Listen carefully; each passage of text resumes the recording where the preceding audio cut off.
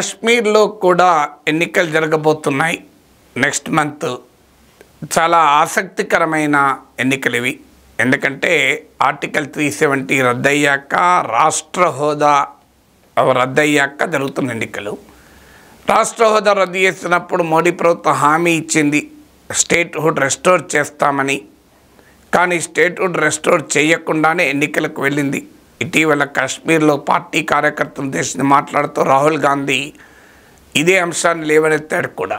రాష్ట్ర హోదా పునరుద్ధరించే ఎన్నికలకు పోతారని అనుకున్నాము, కానీ ముందే ఎన్నికలకు వెళ్ళారు. సుప్రీంకోర్టు సెప్టెంబర్ 30లోగా ఎన్నికలు జరపమని ఆదేశించింది కనుక ప్రభుత్వానికి కూడా అనివార్యమైంది.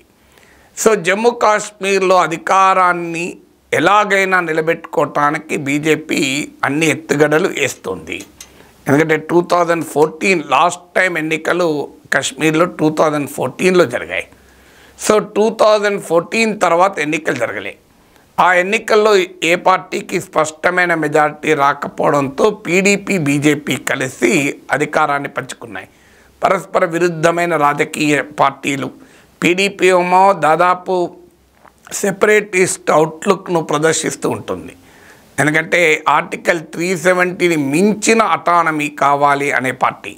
భారతీయ జనతా పార్టీ ఏమో అసలు అటానమీ వద్దు, స్వయం ప్రతిపత్తి వద్దు, ఆర్టికల్ 370ని రద్దు చేయాలని అనే పార్టీ.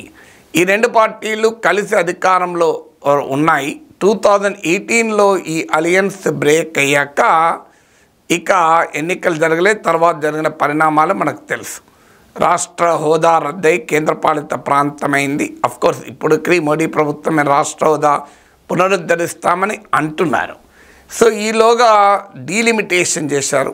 నియోజకవర్గాల పునరుద్ధీకరణ చేసి నియోజకవర్గాల సంఖ్యను పెంచారు. సో ఈ 83 నుంచి 90కి పెంచారు. 7 సీట్లు పెంచారు. ఇప్పుడు ఆంధ్రప్రదేశ్ రాష్ట్ర పునర్వ్యవస్థీకరణ చట్టం, ఏపీ బైఫర్కేషన్ రీఆర్గనైజేషన్ యాక్ట్లో ఆంధ్రప్రదేశ్ తెలంగాణలో డీలిమిటేషన్ చేసి సీట్లు పెంచమని చెప్పినా ఇక్కడ పెంచలేదు.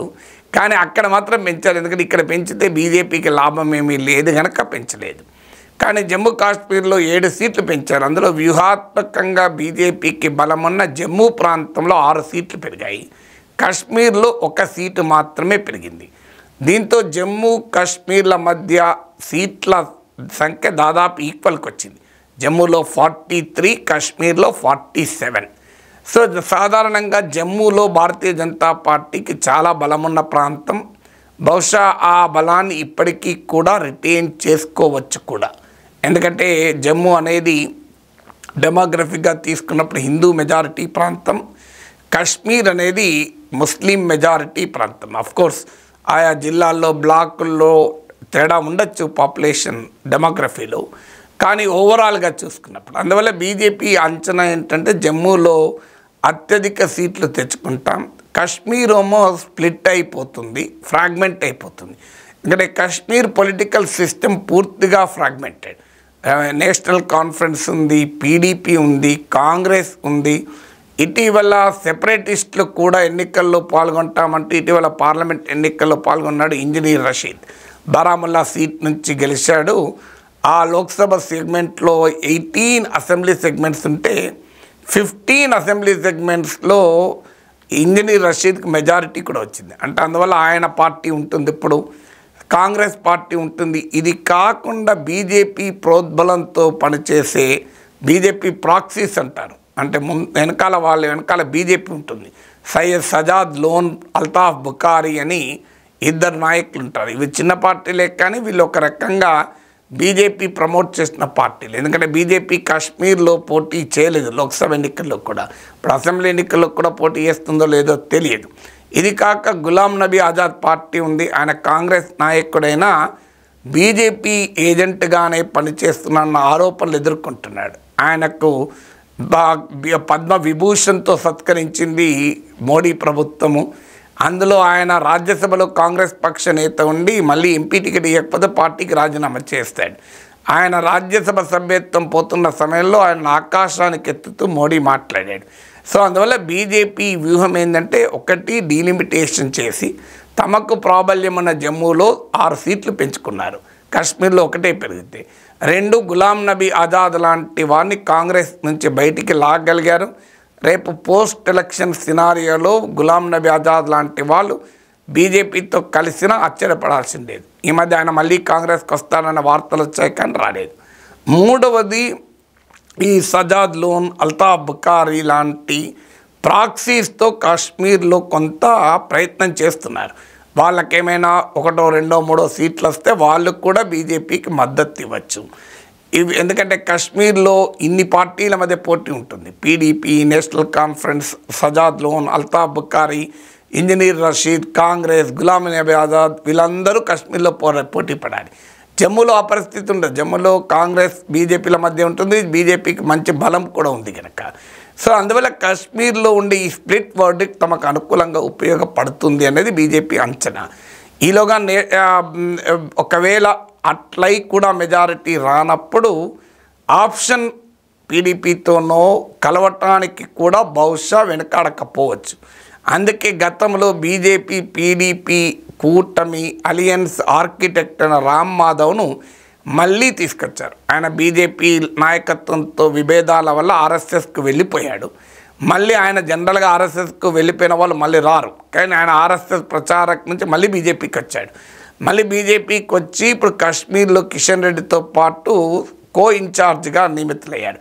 సో ఆయనకు కాశ్మీర్ పార్టీలతో మంచి సంబంధాలు ఉన్నాయి. కాశ్మీర్ సిచ్యువేషన్ పైన గ్రిప్ ఉంది. గతంలో పీడీపీతో అలియన్స్ కూడా కుదుర్చుకోగలిగారు.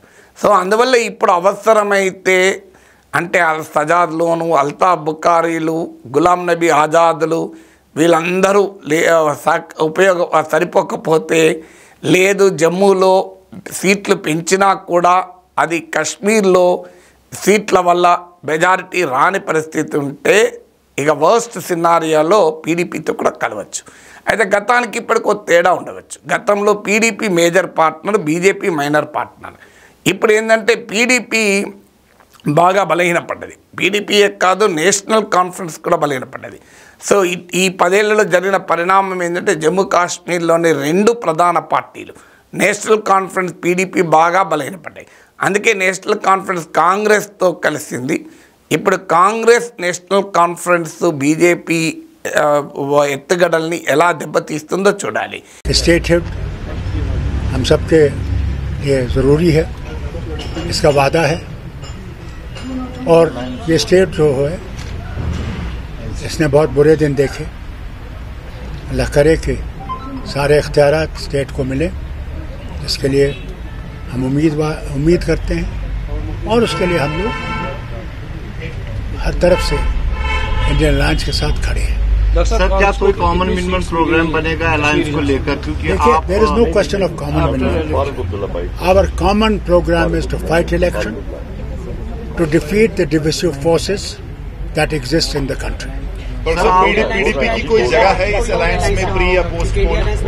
We do not know. Let us first go through the poll, then we will look into these things. No doors are closed for anybody. मैं कह सकता हूं कि ज़्यादातर सीटों पे हम कंसेंसस जो है बना पाए हैं.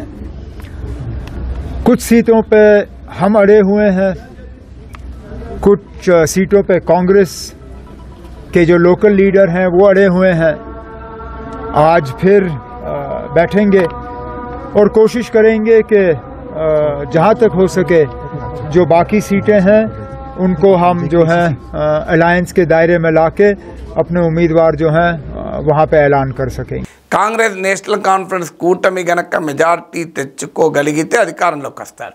లేకపోతే బీజేపీ రకరకాల ఎత్తుగడలతో ఈ ఫ్రాగ్మెంటెడ్ కాశ్మీర్ పాలిటిక్స్ను తనకు అనుకూలంగా ఉపయోగించుకొని జమ్మూ కాశ్మీర్లో కూడా కాషాయ జెండా ఎగిరేయాలన్నది బీజేపీ ప్రయత్నం.